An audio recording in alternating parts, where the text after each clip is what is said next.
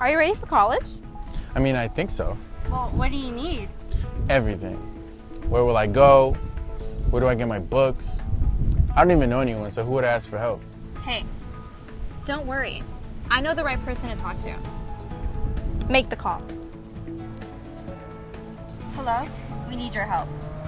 So, you're looking to go to Norco College in the fall. You've got questions. Well, we got answers. 2 words for you. Welcome day. Welcome day? Welcome day. Welcome day. What's welcome day? Picture this, an opportunity for you to learn all about the campus by going on a campus tour.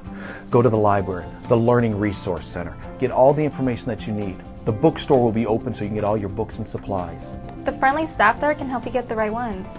And you can get your student ID and avoid the lines on the first day of school. Info booths will be there available for you to meet friends, meet professors, get information about the college so you're ready for your first day of school.